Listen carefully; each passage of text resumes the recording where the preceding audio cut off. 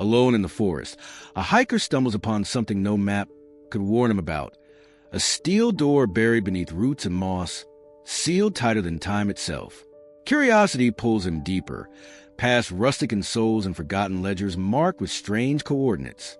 But when crates stamped with faded insignias are lifted away under floodlights by men in unmarked uniforms, he realizes he has seen something he was never meant to. By morning, the ground is leveled, the forest looks untouched, but the secret remains burned into his memory. What was hidden beneath those woods, and why was it taken in silence? Before we continue with this story, make sure to subscribe to the channel, as we have a special story that'll be released soon. The trail wound its way through trees as stood longer than any record kept by men. The hiker's boots press into damp soil, the sound softened by layers of fallen needles and rotting leaves. He had walked trails like this before, but something about this one felt different. It was not marked on any map, not maintained by park services, or widened by the steady tread of tourists. It was narrow, crooked, almost reluctant, as though it had been made not for passage, but for concealment. Each step carried him further into silence, until even the usual chatter of birds seemed to fall away, leaving only the occasional creak of branches shifting in the breeze. He adjusted the straps of his pack, the weight familiar against his shoulders, though his chest tightened with unease. Trails were meant to guide, to reassure, but this one whispered the opposite. It bent inward on itself, as if curving away from the sun. A shaft of light broke through the canopy and lit the dust motes in front of him, but even that faded quickly, swallowed by the density of the woods. The air felt cooler here, sharper, like the inside of a cellar. He thought of turning back more than once, but the thought never lasted. Something about the path tugged at him. It wasn't curiosity alone. It was an insistence, the kind of feeling that grows in the stomach rather than the head. He pushed through undergrowth that snagged at his clothes, noting how no boot prints or bicycle tracks marred the ground. No one had been here for a long time. That fact should have eased him, but instead it deepened the quiet weight pressing in on him from all sides. The trees leaned overhead, their trunks warped and knotted. Moss clung thick to their bark, and in some places it stretched down to the soil, disguising roots like green ropes pulled taut across the ground. He used his trekking pole to test the earth before each step, wary of sinkholes or hidden stones. The pole clicked softly when it struck, a sound that seemed too sharp, too exposed in the heavy silence. He paused often, listening, but each time he heard nothing but his own breath and the faint thump of his heartbeat. As the trail curved deeper, he noticed the absence of wildlife. No squirrels darted through the branches. No insects buzzed near his ears. It was not the kind of silence that comes at dusk or during sudden weather changes. This was the silence of a place long abandoned, where even the smallest creatures had decided not to remain. His mind searched for reasons, chemicals in the soil, old logging operations, perhaps some long-closed facility hidden nearby. He knew forests kept secrets, but rarely did they keep them this well. He stopped at a clearing no larger than a room. The light here was gray, filtered and hesitant. Fallen logs lay scattered in rough angles, as if they had not fallen naturally but been pushed into place. He sat briefly, letting the pack slide from his shoulders, and drank from his canteen. The water tasted metallic, as though the forest itself had bled into it. He wiped his mouth, capped the bottle, and glanced back along the trail. The way he had come was already hard to see, swallowed by branches bending back into place, as though closing a door behind him. For a moment, he wondered whether the path had led him, rather than the other way around. He tightened the straps of his pack, and rose again. The silence pressed closer now, denser, but he kept walking. Something lay ahead. He could not name it, but he knew it waited. The trail, narrow and reluctant, continued forward like a vein running into the heart of the woods, and he followed, each step sinking deeper into the kind of quiet that does not come by chance. The oak stood apart from the others, its trunk massive and scarred by storms that had come and gone over the course of centuries. Its roots spread wide across the ground like fingers clutching the earth, weaving over one another in knotted coils. The hiker slowed as he passed, drawn not by the tree itself, but by something that broke the natural pattern. A sharp reflection winked at him from the base, a brief flash of light out of place in the muted tones of soil, bark, and moss. He froze, stepping back, the beam from his headlamp catching the same spot again. It was metal. He crouched, brushing aside a layer of dead leaves. The damp smell of decay rose up as his gloves pushed through detritus, clearing away a shallow depression. The glint became a surface, cold, smooth, and unmistakably manufactured. At first, it was only the size of his palm, but the more he uncovered, the more it grew, revealing a sheet of steel pressed flush with the earth. Moss clung to its edges, as though the forest had tried to swallow it, but the straight lines beneath told a different story. Nature made curves, not corners.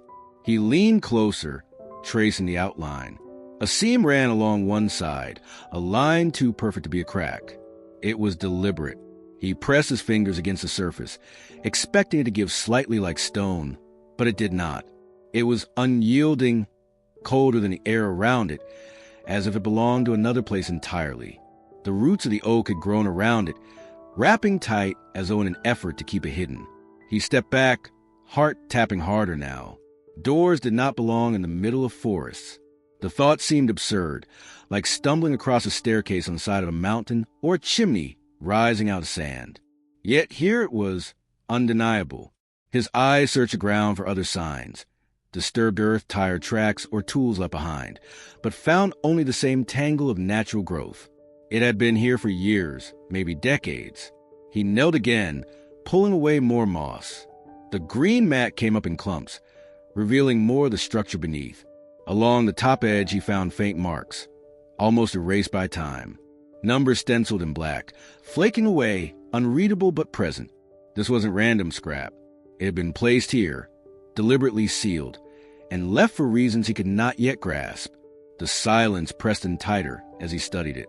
The forest, already still, now felt watchful. Every creak of branch overhead sounded like a warning. Every brush of wind across his neck, like a breath too close. He swallowed, his throat dry, but he did not move away. Curiosity anchored him. He had read stories of bunkers built in forgotten places. Cold War caches meant for a war that never came.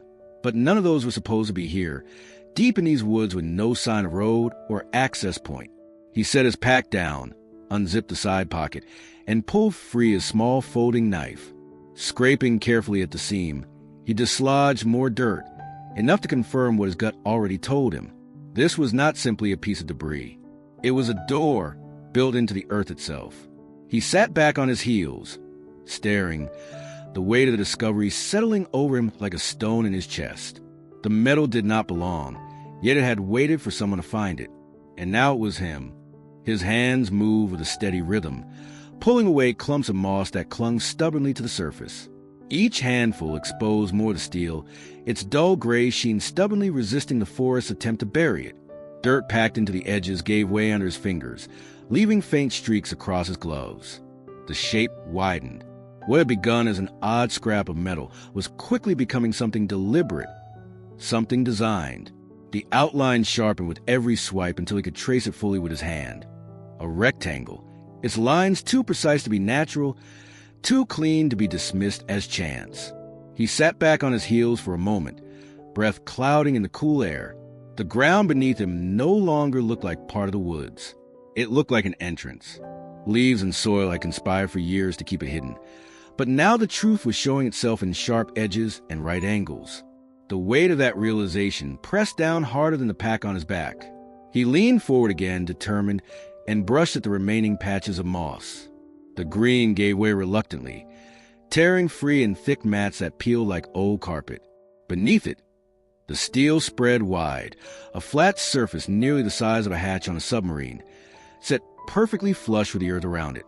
Along the top edge, the faded numbers he had glimpsed earlier revealed themselves more clearly, though still fragmented by rust and time. Their meaning was obscure, but their presence left no doubt. Someone had made this, someone had left it here, and someone had gone to great lengths to keep it out of sight. At last his fingers found what his eyes had been searching for. Near the center right edge, just within reach, a handle protruded slightly, simple, utilitarian, its design more functional than ornamental. He brushed away dirt from its base and closed his hand around it. The chill surprised him, colder than the steel plate itself, as though it were drawing heat from his skin. He held it longer than he meant to, testing the weight, the feel. It did not shift easily. Whatever lay beneath had been sealed tight for a long time. The hiker released it and sat back once more, pulling in the silence around him. The forest seemed even heavier now, the quiet almost absolute. No bird called, no twig snapped. It was as if the woods themselves held their breath, waiting to see what he would do next. His gut tightened. He had come looking for solitude, for the rhythm of footsteps on forgotten trails, but he had not come for this. Yet it felt as though the door had chosen him. He wiped his gloves against his pants, leaving streaks of dark soil, and studied the shape again. A steel door, built by hands long gone, hidden by roots and moss until his own had revealed it. The handle waited, cold and patient, as though it had always known someone would come. He understood that opening it might change everything, whether for worse or for better, he could not guess. But one thought rooted itself deeper than any hesitation. Doors are made to be opened. He knelt low, the knees of his pants damp from the forest floor, and ran his hand along the edges of the hatch. What first appeared to be only a plate of steel in the earth now revealed its finer details. Thin seams cut clean and deliberate into the surface, their lines straight, uniform, unmistakable marks of welding. The joints had been laid with precision, not the careless assembly of scrap, but the careful hand of someone who knew permanence was required. His fingers traced one seam, the faint rise of hardened weld beads, just visible beneath layers of rust and grime. Whoever had sealed this door had not intended for it to be opened easily. He leaned closer, brushing dirt away from the corners. Bolts sat recessed into the frame, their heads large and round, each one dark with age but still aligned with precision that spoke of planning. They had not shifted or loosened despite years underground. The metal was thick, far thicker than anything that might have been left behind by accident. It was not a lid for a container or the hatch of a septic tank. It was something more, something meant to last. As he brushed at the upper edge, his gloved hand revealed faint marks. At first he thought they were scratches, random lines left by roots or falling debris, but as the soil fell away he saw order in them. Faded black paint lingered in patches. Stenciled characters nearly lost time. He leaned closer, squinting in the low light. Numbers. A sequence, though broken by rust and weather. The first digit had vanished entirely, the second barely visible, but the rest lingered just enough to suggest a code, a designation. He mouthed them quietly to himself, a string of numerals without meaning but heavy with implication. This had been labeled. It had belonged to someone. The realization settled into him like weight. This door had not been buried by chance, covered by moss and soil through the random course of nature. It had been placed here with intent. The welds, the bolts, the stenciled numbers, signs of purpose, signs of men who had built something, then hidden it beneath the forest floor. He sat back on his heels, scanning the tree line as though expecting to see them now.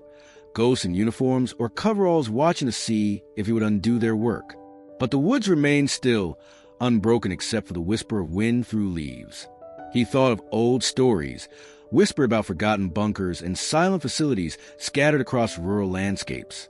Some claimed hidden doors led to storm shelters, others to Cold War listening stations or research sites that never made it into public record. He had always dismissed them as exaggerations. Now the steel beneath his hand gave them weight. His palm rested on the cold surface again. It hummed faintly, though he knew that was only his imagination, blood rushing in his ears, heart steady but louder than before. He felt the shape beneath him, the geometry of it, too exact to be anything but deliberate. Built, not buried. The forest had done its best to disguise it, but purpose lived in the steel itself, and purpose demanded discovery. He stayed crouched beside the door for a long time, the smell of damp earth rising all around him, the cold steel pressing against his palm. His breath fogged faintly in the chill, each exhale sounding louder than it should in the stillness. A part of him whispered that this was the moment to leave, that some discoveries weren't meant to be made. The trail behind him still lay open, the way back to sunlight and the ordinary comfort of known ground. He could pick up his pack, retrace his steps, and let the forest close again over the secret. By tomorrow the moss and leaves would seem to have swallowed the steel hole, and he could convince himself it had never been there at all. but his hand lingered on the handle. He could feel its shape even through the glove, solid and unyielding, as though it had waited for him specifically. His unease should have been enough. There were reasons people left doors buried in the ground, reasons involving danger, secrecy, things that did not belong to wanderers passing through. Yet alongside the unease, another feeling pressed harder, one he could not name but could not silence either. Curiosity was too small a word for it. It was compulsion, rooted deep in the gut like instinct, the sense that ignoring the door would not free him from it, that he would carry its weight long after he left the woods. He stood, brushing dirt from his knees, and looked at the trees around him. They seemed taller now, looming inward, their trunks like sentinels closing rank. The forest felt less like wilderness and more like a perimeter, the door at its heart. Turning back was still possible, but the thought of it filled him with a restless dissatisfaction. His boots shifted in the soil as though they already knew his direction. He glanced down at the hatch again. The faint stenciled numbers almost erased, the seams too precise to be anything but intentional, built for a purpose, hidden for a reason, and reasons always begged to be uncovered. He tried to reason with himself. Perhaps it was an old storage vault, nothing more than a forgotten relic of some utility project abandoned decades ago. Or maybe it was a storm shelter, left behind by someone who once lived nearby. But the explanations felt thin, flimsy coverings of the sense that something greater lay beneath. He had walked hundreds of trails, stumbled across the remains of cabins, rusted cars half swallowed by vines, even stone foundations long left to crumble. None of them had made his chest tighten like this. None had carried this undeniable weight of purpose. He crouched once more and gripped the handle. Cold bled to the glove, biting into his skin. He didn't pull, not yet. He only held it, testing the heaviness of what waited below. The silence thickened, wrapping around him, making even the faintest movement feel like an intrusion. And still the instinct remained, stronger than caution, stronger than fear. The door was not meant to be ignored. He knew, with the same certainty that had carried him along the forgotten trail, that walking away would never truly free him. Wherever he went, the memory of it would follow, gnawing at him, demanding return. His gut had already decided, long before his mind could catch up. He braced himself, one hand on the handle, the other pressed flat against the steel surface for leverage. For a moment he hesitated, letting his breath settle, listening to the distant creak of trees and the wind. Then, with a slow pull, he tested the weight. The handle shifted slightly, stiff but not immovable. Encouraged, he adjusted his grip and pulled harder. The hatch groaned, a low metallic protest that echoed through the still woods. It was not the sound of rust giving way, but of hinges that had not been asked to move in decades. The vibration traveled through his arms into his chest, deep and resonant, like a machine roused from slumber. He paused, heart-thudding. The noise seemed too loud, out of place here, as though the forest itself might notice. No bird took flight. No branch snapped an alarm. Only silence answered, heavy and complete. He pulled again, muscle straining. The hatch lifted a fraction of an inch, soil flaking away from the edges as if reluctant to release its grip. He caught a whiff of air, faint but distinct, damp and stale, the smell of something sealed away too long. It was colder than the surrounding woods, a draft rising to meet him. He tightened his jaw and pulled harder still. The steel rose slowly, every inch a battle. Hinges shrieked in uneven bursts, sharp cries that split the quiet like metal dragged across stone. He wedged his boot against a root for leverage, body bent to effort, until finally the hatch swung wide enough to stay open on its own. It settled with a shudder, the groan of old machinery reaching a reluctant halt. He straightened, wiping sweat from his brow, though the air was cool. From the dark opening below, a stronger wave of air pushed up, thick with moisture and the tang of rust.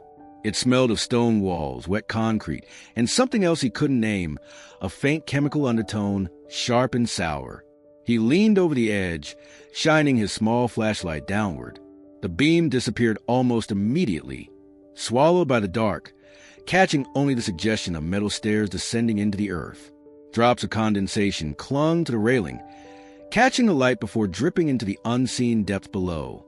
He crouched beside the opening, the hatch looming at his back like a great slab of iron. Its weight had been immense, but now it stood open, a wound in the earth refusing to close. He pressed his hand against the inside of the hatch and felt its thickness, far greater than he expected. This was no casual shelter door, no makeshift cover. It was engineered, built to endure pressure and time. The bolts, the welds, the thickness of steel, it had all been deliberate. He wondered who had built it, and why they had gone such lengths to bury it here in silence. The damp air continued to rise, curling around him like breath from the lungs of something sleeping below. His gut tightened again, but it no longer urged him to leave. The pull was stronger now, an insistence that whatever lay beneath wanted to be seen. He sat back on his heels, the door yawning open behind him, and listened. Nothing stirred below, only the faint drip of water echoing from unseen depths. The weight of steel had been lifted, but the heavier weight was the choice that waited next. The beam of his flashlight wavered, then against the dark mouth that yawned beneath the open hatch. He leaned closer, steadying the light, but it seemed to dissolve before it touched the bottom. What it revealed instead were stairs, narrow and steep, vanishing into blackness. The first few steps were slick with condensation, metal glistening faintly as if the earth itself were sweating.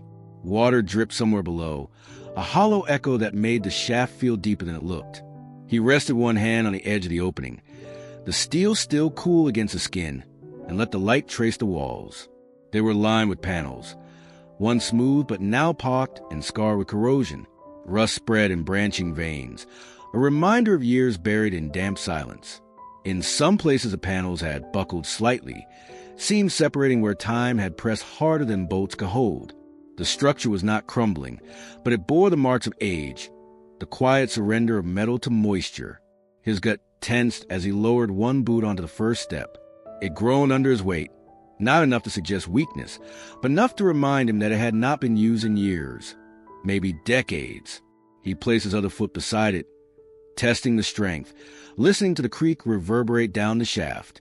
The sound carried far, swallowed quickly, yet leaving the impression of vast emptiness beneath. He shone the light downward again, but the darkness below swallowed it whole, the beam dissolving into mist. He gripped the railing, a thin pipe running alongside the steps. It was slick with condensation, clammy against his palm, the surface uneven where rust had chewed into it. He pulled his hand back and wiped it against his pant leg, leaving a smear of reddish stain. The air was different here, colder, heavier, as though it had been locked in place for years. Each breath carried a metallic tang, thick enough to taste. It clung to the back of his throat, dry despite the moisture. Step by step he descended, the world above shrinking behind him.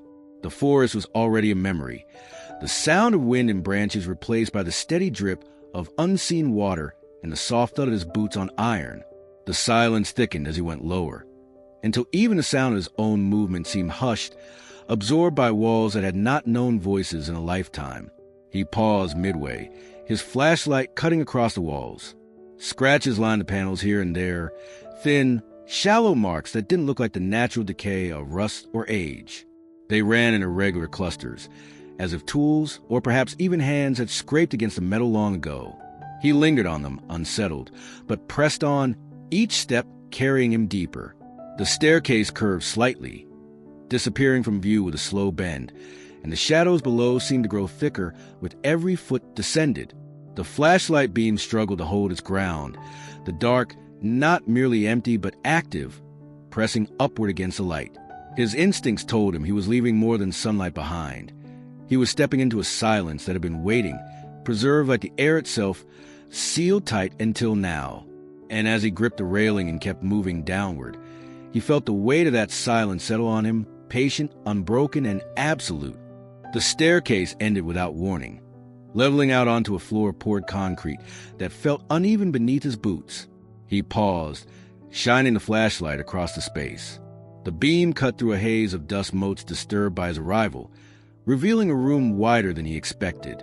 The air was colder here, heavy with the scent of metal long abandoned, the faint chemical tang of oil and corrosion mingling with the dampness that seeped from the walls. His footsteps echoed faintly, swallowed quickly by the room's low ceiling.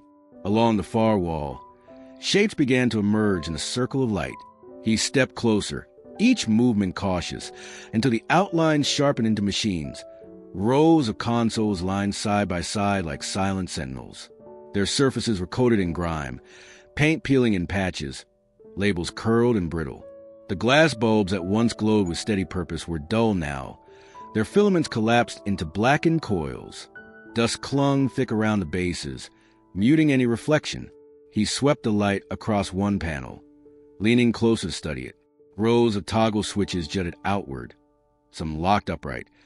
Others flipped down as if frozen in mid-command. Levers protruded at stiff angles, their handles wrapped in a material that had hardened into cracked leather. He reached out with his free hand and nudged one, but it resisted, solid with rust, unwilling to move even the slightest degree. The console groaned faintly under his touch, as if the effort alone stirred something best left sleeping. He stepped back, letting the beam travel further. More consoles stretched into shadows, each nearly identical, each long since silenced. The arrangement suggested purpose, not random storage. Rows of stations designed for operation, built to be manned by people who once sat here watching dials, turning knobs, pulling levers. He imagined the hum that must have filled the space when they were alive. Bulbs blinking, fans whirring, paper spooling through printers, voices exchanging clipped commands. The silence now was deeper because of what he knew had once been.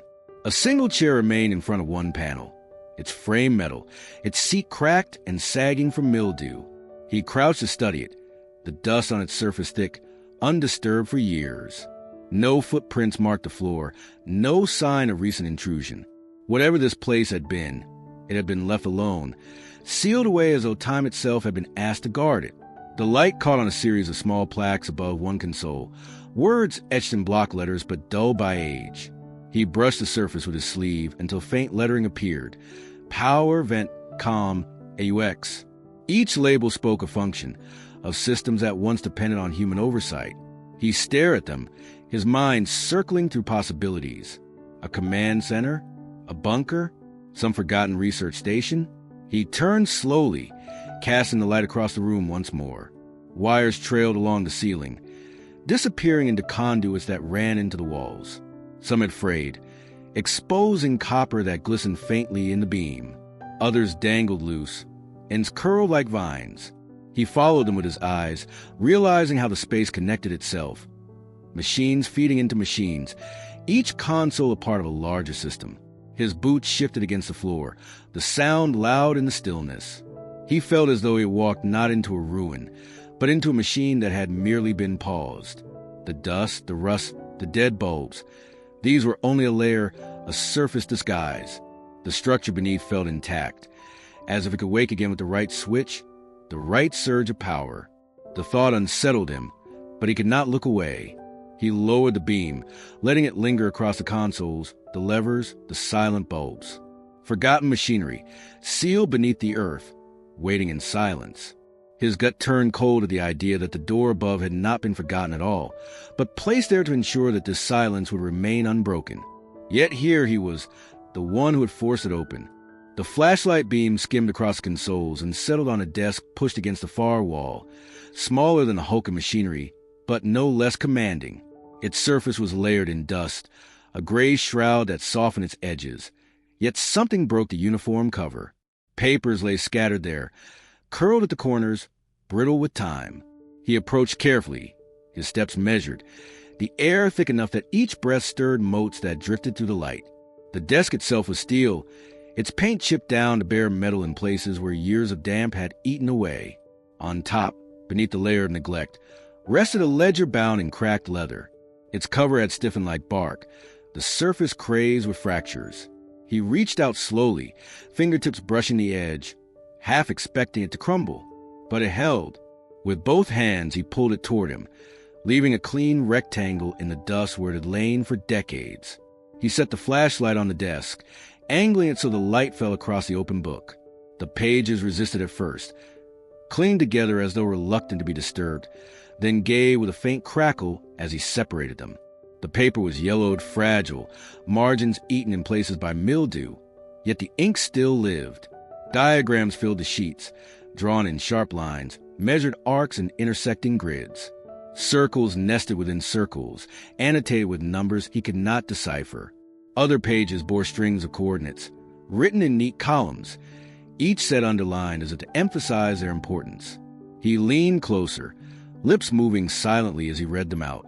They looked like latitude and longitude, but the sequences extended beyond familiar formats, stretching into notations he had never seen. Some were crossed out, others repeated with minor variations, like attempted correction or refinement. Between them were sketches of shapes that might have been buildings or machines, their outlines stark and geometric. He turned a page and found a map, hand-drawn, its borders rough, its features unfamiliar. Lines ran like veins across it, some branching, others terminating abruptly.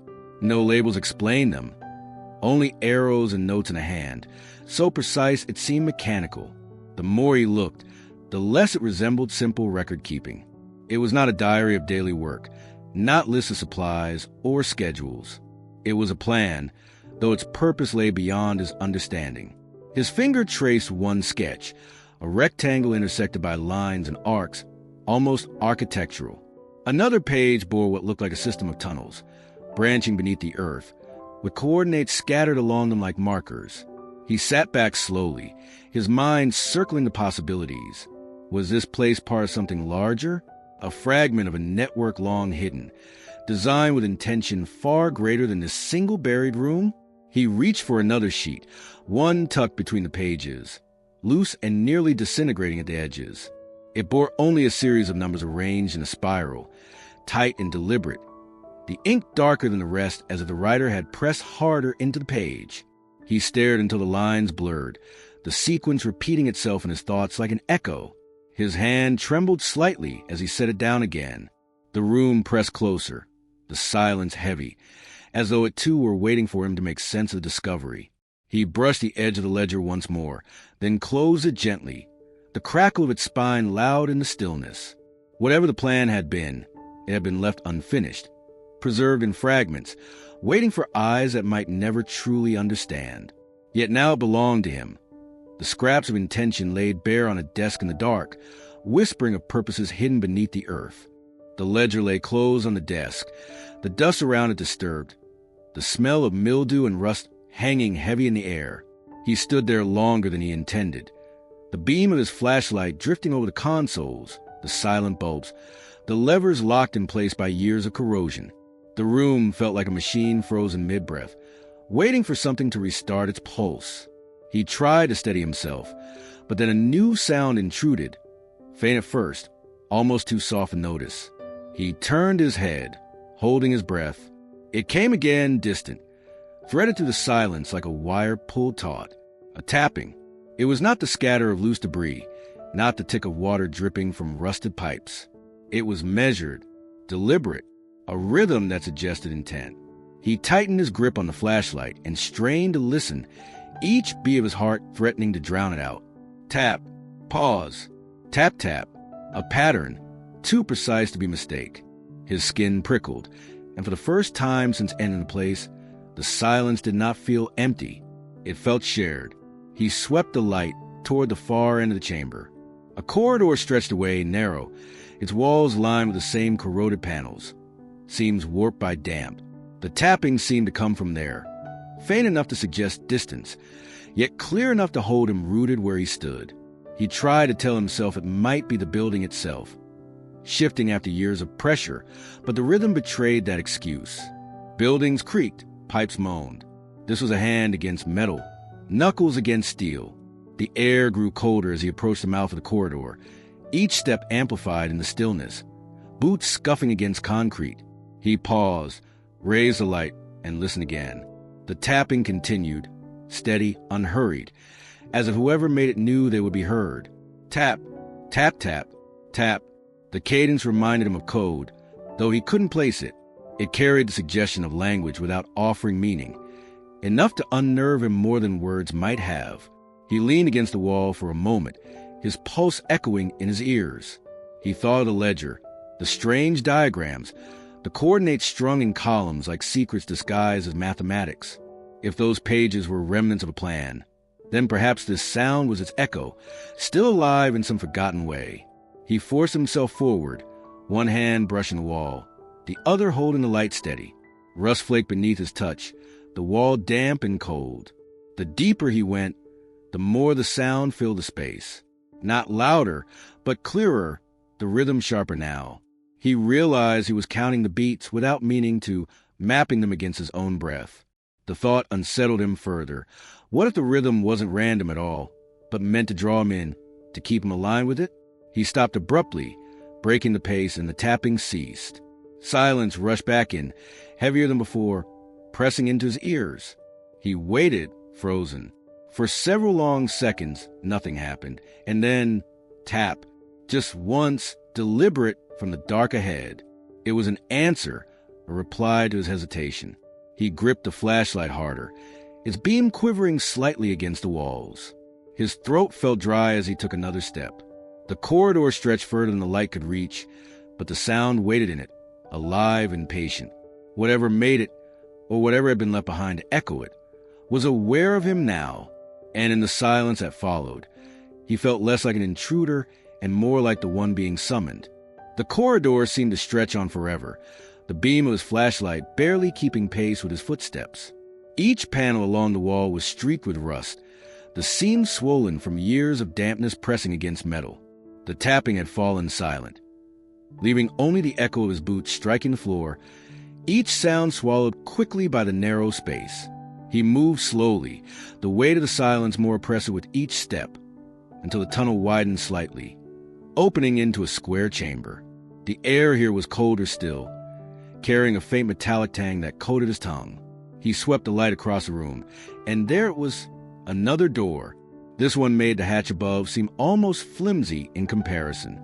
It filled nearly the entire wall, a slab of steel set into a reinforced frame. Its surface ridged with crossbars and welded seems thicker than his hand. Heavy bolts lined its edges, each one corroded but still imposing.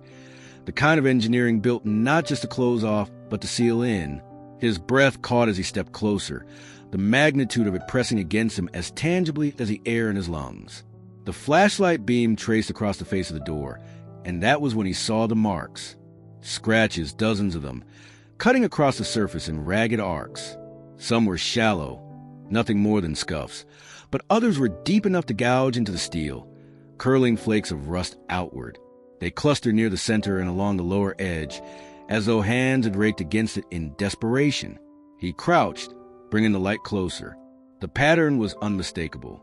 These weren't made by tools. They were too erratic, too frantic.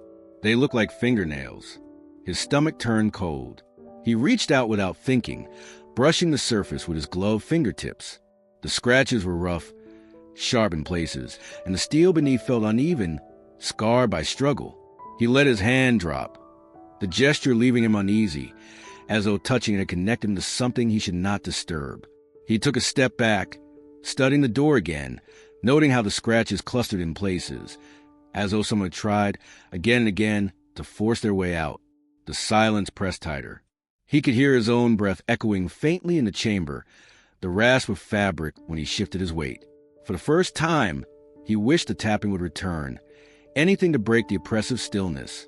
But the corridor behind him was empty, and ahead there was only the barrier of steel, cold and absolute. He tried to imagine what lay beyond. Another chamber? More consoles? More machines abandoned to time? Or something else, something alive, that had once pressed against his door with desperate hands? The scratches suggested a story, but it was one he could not bring himself to finish in his mind. Whatever had been locked away, whatever had tried to claw its way free, had been stopped by this door, and that meant it was never meant to be seen again. The handle was there, massive and rust-streaked, set waist-height like a challenge. He didn't touch it. Not yet. His instincts, the same that had pulled him down the trail and through the first hatch, now tangled with hesitation. This door was different. It was not simply hiding something. It was restraining it. He kept the beam fixed on the gouges, unable to look away, until the silence seemed to hum faintly around him. The scratches remained, mute testimony to a struggle he could only imagine, daring him to decide whether he was brave enough or foolish enough to try and open what others had fought to keep shut.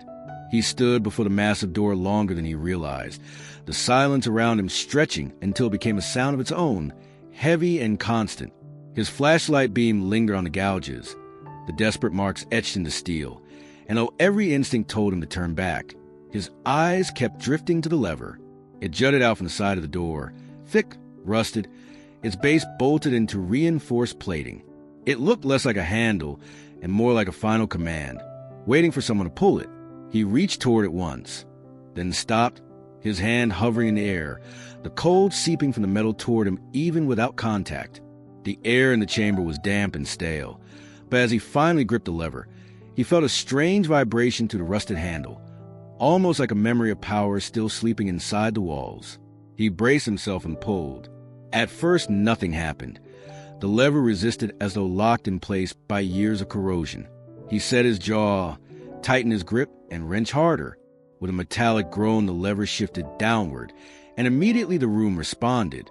A hiss broke the silence, sharp and startling, the sound of pressure long contained finally escaping. It seeped from the edges of the door in pale vapor that curled like breath in the beam of his light.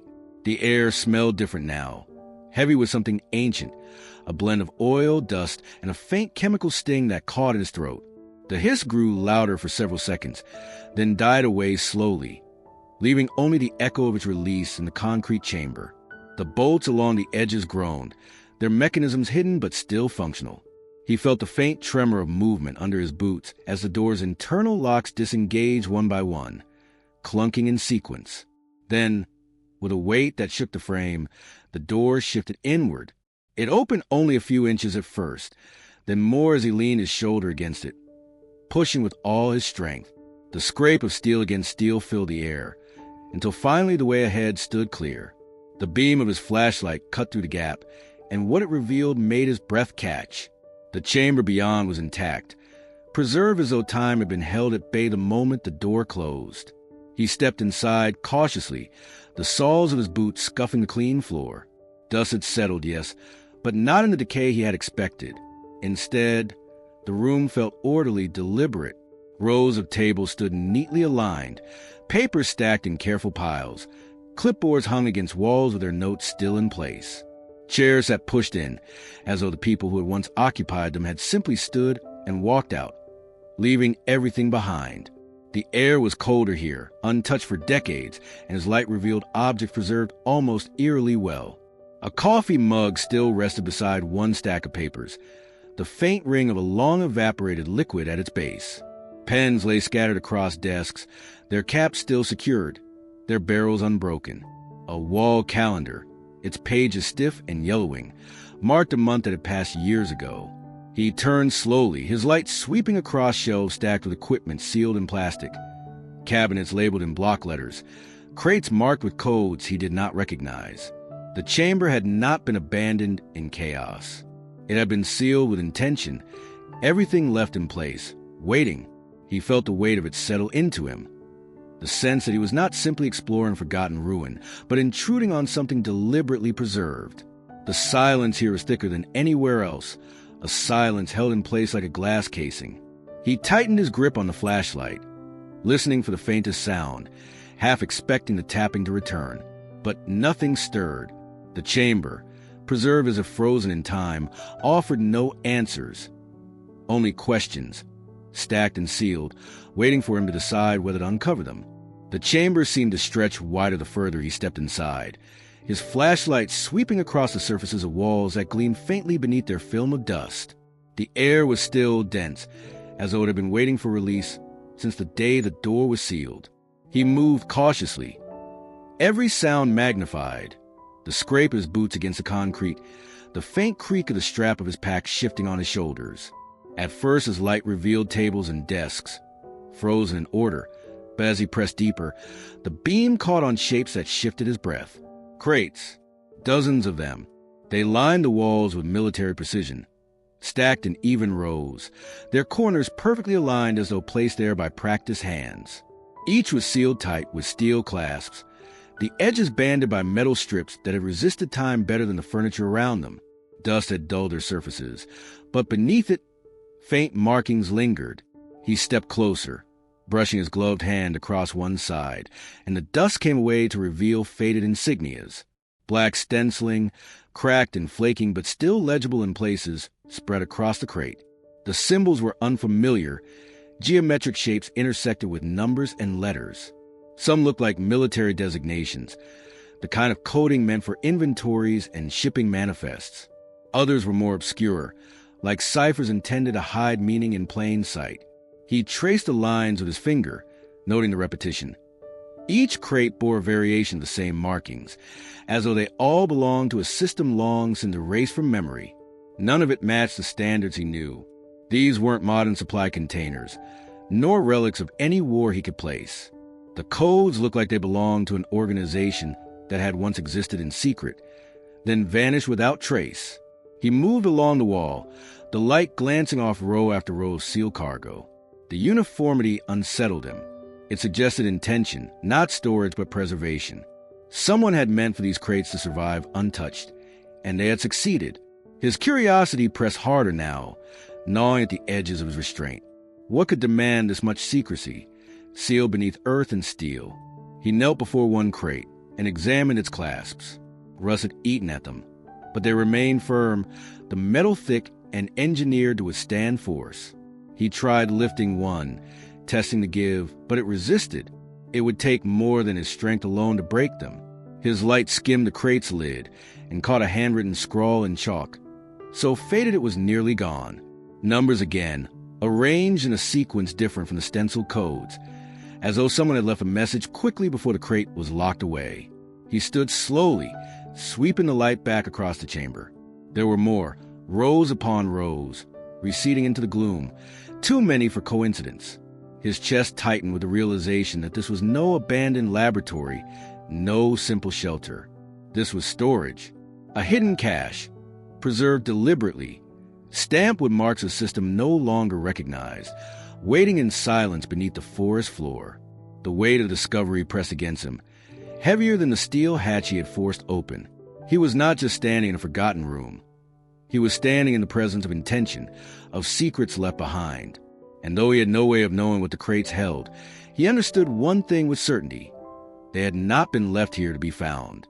Yet here he was, the only witness, the first eyes to look upon them in decades, faced with rows of sealed promises stamped in codes that time had tried and failed to erase. The night bled into the first shades of morning, without him realizing it. He had left the chamber reluctantly.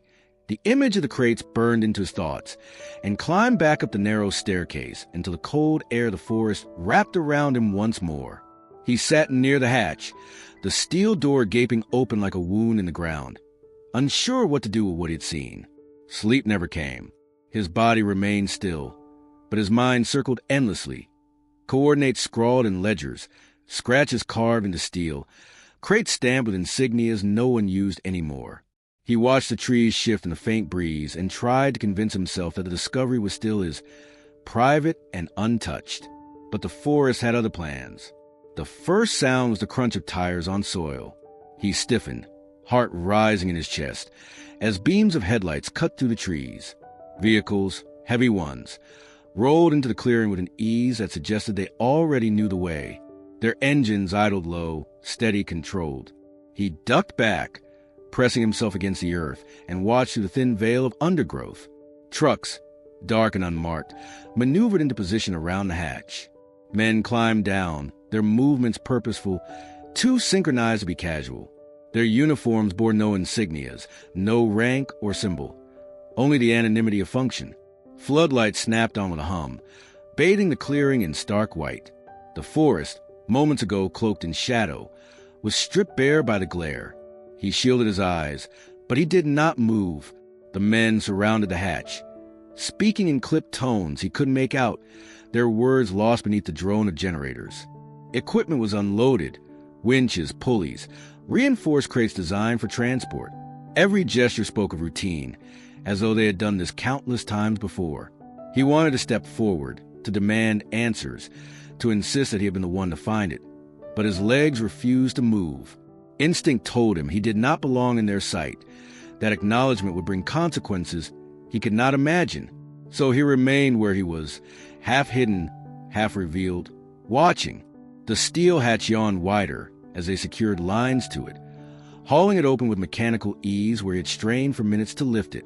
One by one, men descended into the depths, their lights flashing briefly before vanishing below. When they re-emerged, they were not empty-handed. The first crate rose slowly, suspended by cables, its surface glistening in the artificial glow.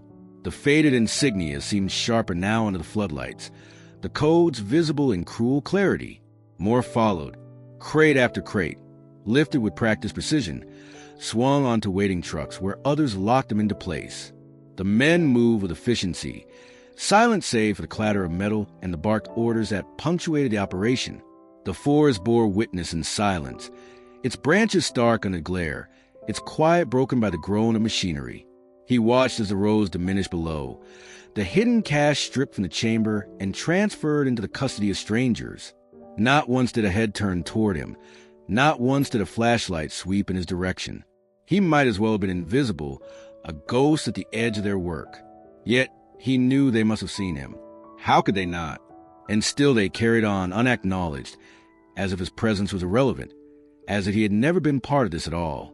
By the time the first light of dawn broke over the trees, the clearing was transformed. The truck stood loaded, the hatch sealed shut once more. The men climbed back into their vehicles. The floodlights flicked off, and shadows reclaimed the forest. Engines roared, tires churned soil, and then the convoy disappeared the way it had come, leaving only churned mud and the faint smell of fuel in the air. He rose slowly, his limbs stiff, his mind heavier than his body. The ground where the hatch lay looked almost unchanged, the forest already beginning to reclaim it. But the crates were gone, carried away to places he would never know, their secrets intact, their silence maintained. He stood alone in the aftermath, unacknowledged, left only with the memory of what had been taken and the uneasy certainty that he had seen too much and yet not enough. By the time the sun had climbed fully over the horizon, the clearing bore no trace of what had happened hours earlier.